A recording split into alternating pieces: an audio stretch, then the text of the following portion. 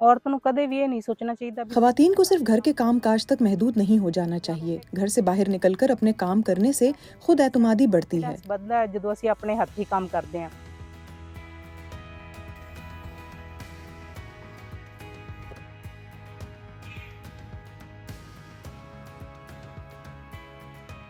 शुरू ਅਸੀਂ 50 बक्सियां तो हमने 50 डब्बों से आगाज किया था और हम लगभग 1.5 लाख रुपए कमाते थे। अब हमारी आमदन 6 से 7 लाख रुपए तक हो जाती है। अभी भी काफी चैलेंजेस हैं, जैसे कभी शहद की मक्खियां मर जाती हैं।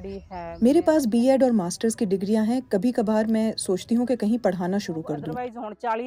मेरी उम्र इस वक्त 40 साल है, तो रिटायरमेंट तक 20 साल का वक्त है। बेहतर यही है कि मैं अपना बिजनेस आगे बढ़ाने पर तवज्जो दूं। शुरू करांगे ते लम्मा चलांगे।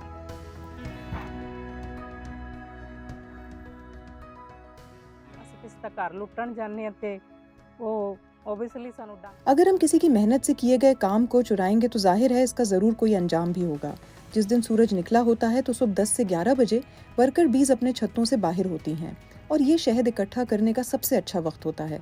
हम हल्का सा धुआं देते हैं और शहद निकालकर फ्रेम्स को वाज लगा देते हैं। शहद की मक्खियां नेक्टर जमा करके शहद बनाने का काम जारी रखती हैं। खाली हो जाते हैं छत्ते, फिर हम वापस उवें बक्सियां च पाई जाइदे ने।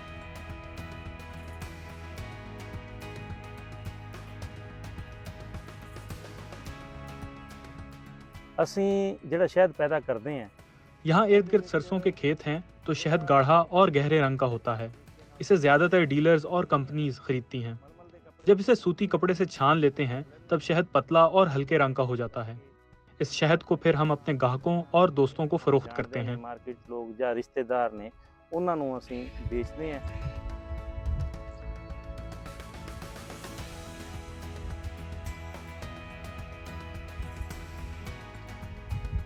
मंडीकरण दा तां इस तरह भी मार्केटिंग में थोड़े मसाइल होते हैं क्योंकि डीलर्स थोड़े हैं और रियासती हुकूमत इस प्रोसेस में शामिल नहीं होती।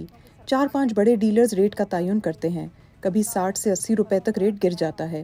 इस साल रेट फिर भी अच्छा है, तकरीबन 140 से 150 रुपए तक है। 140-150 के करीब शायद हैगा सी।